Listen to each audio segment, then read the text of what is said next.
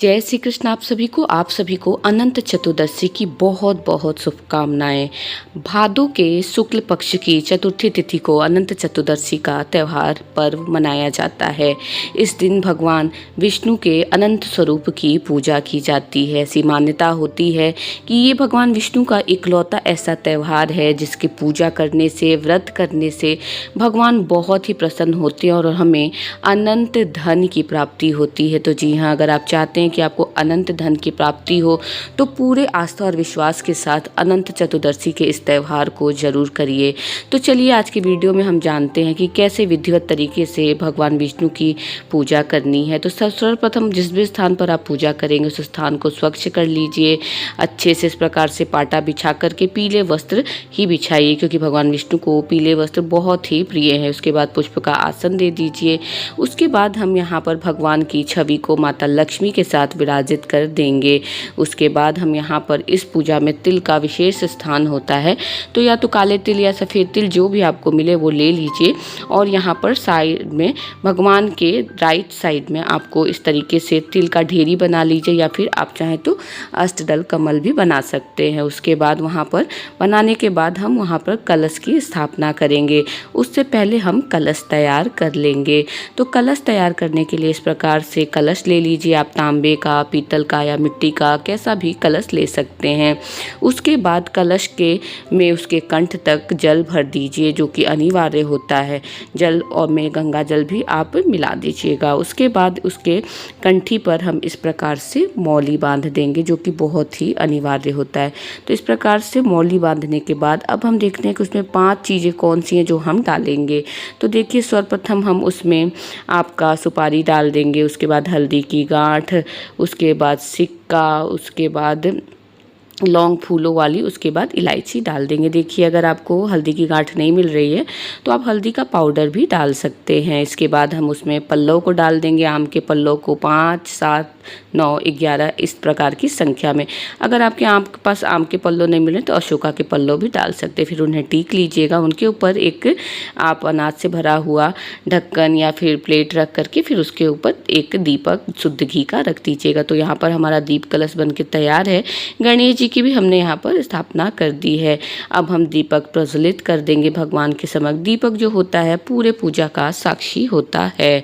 तो दीपक प्रज्वलित हमने कर दिया है। अब हम यहाँ पर भगवान का अनंत चतुर्दशी के अवसर पर भगवान विष्णु के पूजा का संकल्प लेंगे कि हे भगवान विष्णु, मैं आपके अनंत चतुर्दशी पर पूजा कर रही हूँ, व्रत कर रही हूँ। मेरे मनोरथ को पूर्ण करे, मेरे इस पूजा को पूर्णता प्रदान करे। कह करके पुष्प भगवान श्री हरि के चरणों में हम समर्पित कर देंगे।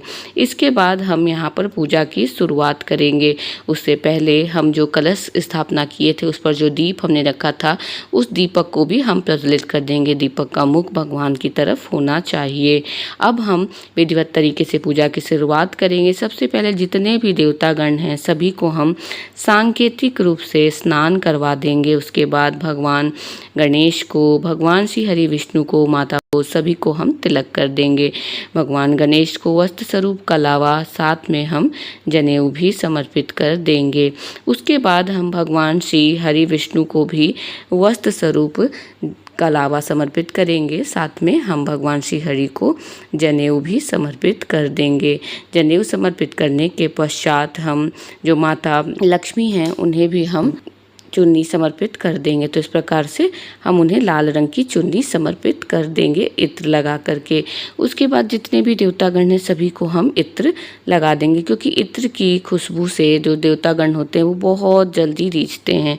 उसके बाद भगवान श्री गणेश को हम पुष्प और उनका प्रिय दुर्वा समर्पित करेंगे। उसके बाद भगवान श्री हरि विष्णु को भी हम पुष्प समर्पित करेंगे, माता को पुष्प समर्पित करेंगे।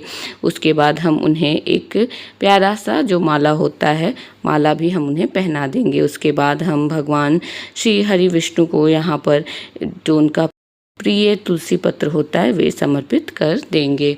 इसके बाद यहाँ पर हम गणेश भगवान को अलग से भोग प्रसाद समर्पित करेंगे, क्योंकि भगवान विष्णु के भोग प्रसाद में तुलसी पत्र रहता है जो कि डाला रहता है, जो कि बहुत ही अनिवार्य रहता है। तो उन्हें हम अलग से भोग समर्पित करेंगे। तो यहाँ पर हमने गणेश जी को कर दिया है भोग समर्पित। यहाँ पर हम भगवान विष्णु को भी भोग समर्पित कर देंगे। देखिए बहुत से लोग इस दिन पकवान भी बनाते हैं और वे भी भगवान को समर्पित करते हैं। तो आप अपनी इच्छा अनुसार देख लीजिएगा कि क्या क्या कौन सा चीज़ आपको भोग में समर्पित करना है।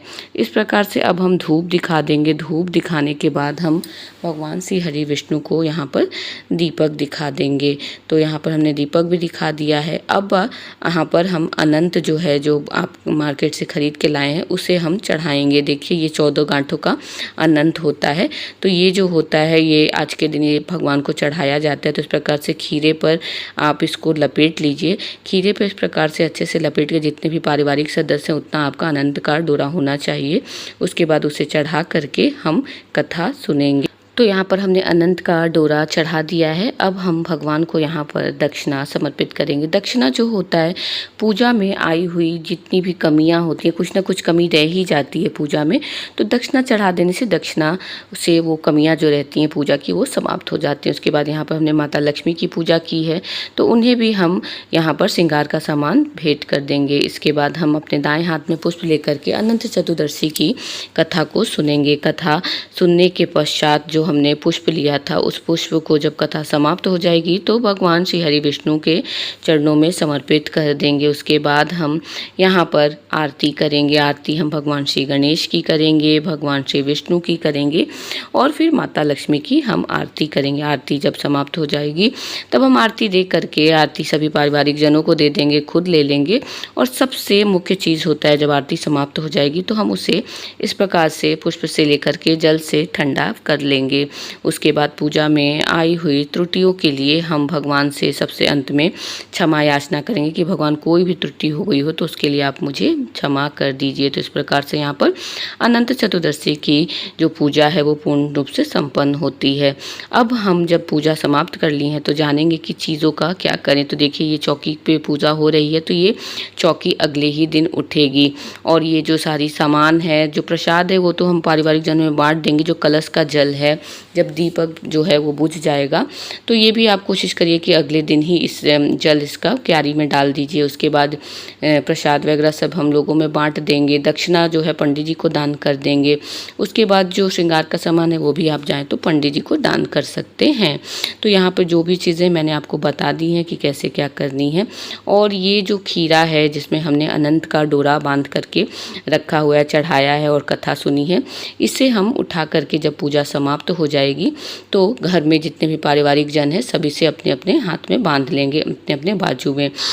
तो जो पुरुष हैं वे इस डोरे को अपने दाएं हाथ में बांधेंगे और महिलाएं जो हैं वे इसे अपने बाएं हाथ में बांधेंगी। और इसे आप या तो 14 दिनों के लिए बांध सकते हैं, 1 वर्ष के लिए बांध सकते हैं, या अगर कम बांधना चाहते हैं तो 14 घंटे के लिए बांध सकते हैं। इसके बाद 1 वर्ष बाद इसे हम जल में प्रवाहित कर देते हैं। तो यहाँ पर अनंत चतुर्दशी की पूजा कैसे विधिवत तरीके से होती है मैंने आपको बता दी है। आशा करती हूँ आपको मेरा ये वीडियो पसंद आया होगा। अगर मेरा ये वीडियो दोस्तों आपको पसंद आया तो प्लीज़ दोस्तों मेरे चैनल को लाइक करिए, सब्सक्राइब करिए, ताकि मेरा उत्साह बढ़े और मैं इसी प्रकार से आपके लिए अच्छी अच्छी प्यारी प्यारी वीडियो बना सकूं। जय श्री कृष्ण आप सभी को।